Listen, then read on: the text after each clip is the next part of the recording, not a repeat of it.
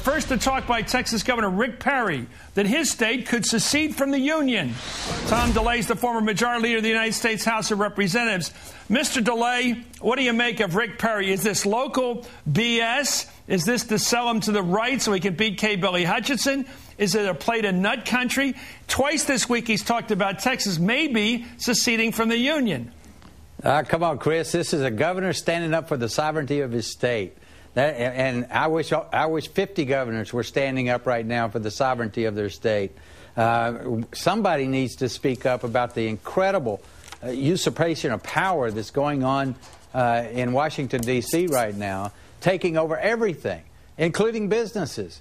And people are outraged by it. We saw it at the Tea Parties yesterday. The governor is standing up and fighting for what he believes in, and certainly fighting like a Texan. You can't secede from the Union. Texas was a republic. It joined the Union by treaty. There's a process in the treaty by which Texas could divide into 5 states. If we invoke that, and the last time it was voted on was 1985, if we invoke that, the United States Senate would kick us out and nullify the treaty, but they're not going to allow 10 new Texas senators into the Senate. That's how you secede. Can we straighten this out? Can Texas secede from the Union? No, they can't secede. Well, why is he talking about it? Twice this week he's talking about seceding from the Union as a threat if he doesn't like the policies coming out of Washington. That's the kind of talk we heard in 1861. No, that's what killed 600,000 Americans. Why is he talking like this? Chris, we have a treaty, as I explained. And it would be the United States that would nullify that treaty because they would not allow 10 Texas senators. That's how it happens. And that's in the treaty. So we would kick them out of the Union? That's nut talk. That's nutty. Why are you talking like this, Tom? Mr. DeLay, you know this isn't a real conversation. This is not serious business. You're the one that brought it up. Why are you? Because the governor of your state is still talking about it. I'm asking you, is he out to lunch here or what? No. What is it? What's going on here? No, he's standing up. He's standing up for the sovereignty of the state of Texas. He's claiming, and they just passed a resolution in the state legislature invoking the 10th Amendment of the Constitution of the United States, claiming that the federal government has so overblown its power and so grasped all kinds, and now talking about grasping private enterprise and businesses and going up to anywhere from 50 to 60% tax rates on American citizens, and all the things that the Obama administration and the Democrat Congress is doing. He's standing up and saying enough is enough, and he's speaking for the people of Texas. We all That's feel that fair way. enough, but you're not saying what he's saying. Here he is. Listen to what he said again, Mr. DeLay. This is what the governor of your state said yesterday. It's on the record. It's on the tape. He's talking secession. Here he is. Texas is a unique place. When we came in the Union in 1845, one of the issues was that we would be able to leave if we decided to do that. My hope is that America, and Washington in particular, pays attention. We got a great union. There's absolutely no reason to dissolve it. But if Washington continues to thumb their nose at the American people, who knows what may come out of that. In 1861, Texas seceded from the Union. We had the Civil War. It was forced back into the Union at gunpoint by federal troops. It seems insane to begin this conversation all over again. Chris, this is so typical of you.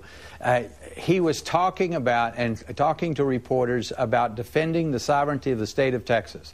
He was responding to a question by a reporter, a gotcha question about should Texas secede. And that's all this was. You took one soundbite out of a very long interview by the governor on the subject of sovereignty for Texas. Okay. Not to make your point, but to challenge your point. Here he is responding to Larry Kudlow, no voice of the left here. Larry Kudlow on CNBC. He's the one bringing this thing up. Here he is, Larry Kudlow, talking to the governor of Texas. We're still part of the union down here in Texas, and our folks would like to keep it that way, but we see some things going on that are peculiar.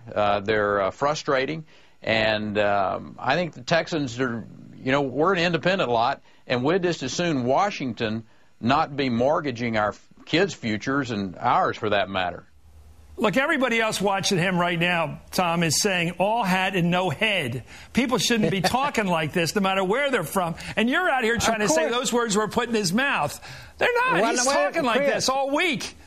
Chris, that whole statement you just played had nothing to do with seceding from the Union. That whole statement that you just played was talking about the 10th Amendment of the Constitution, standing up for the sovereignty of Texas, saying that the federal government has gone too far, and certainly this administration, Democrat Congress, are planning to go even further to be more of an unconstitutional federal government. And he's just speaking for the people of Texas. Enough is enough, and we ain't going to take it no more. So when he says, Mr. DeLay, that he'd like to stay in the Union, what does he mean by that? He'd like to stay in the Union, but he said, those are his words, we'd like to stay in the Union, but what does that mean? What that means is we'd like to stay in the Union, but we're going to stand up for the sovereignty of Texas. But we'd like to stay in the Union. We're going to fight for our rights. Okay. We're going to fight for the rights of Texas as a state and the rights of Texans as United States citizens.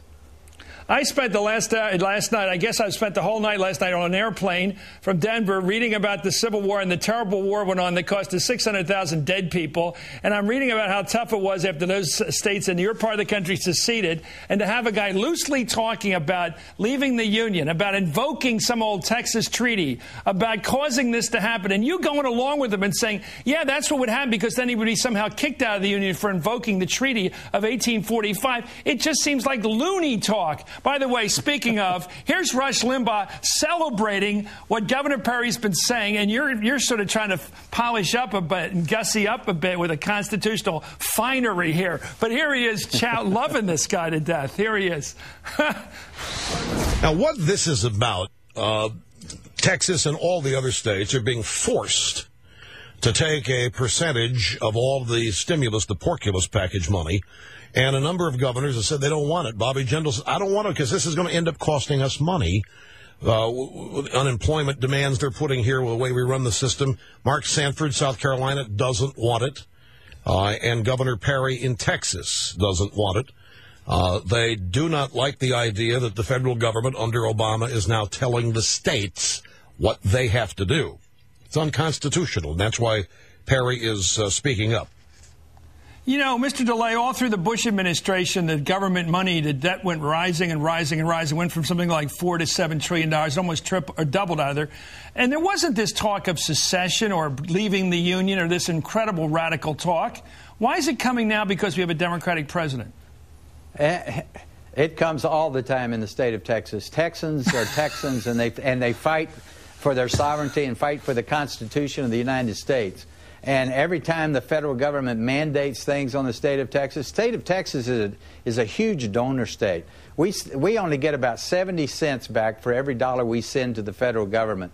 We're paying for a lot of this, and the American and Texans are fed up with the government growing like it's growing. I tell you what, the biggest skunk at the party is for somebody from the federal government to come into Austin. We are absolutely fed up with what is going on, as I think hundreds, if not millions of people yesterday were expressing the exact same sentiment in these tea parties. You know, that sounds like you sound like some rebel leader in the 60s in the Congo and Katanga province that produced all the mineral wealth for the country and wanted to secede from the Congo. I mean, this idea that suppose maybe Texas does produce a lot of the wealth. A lot of states are wealthier than other states. They just are. Does that mean they should secede?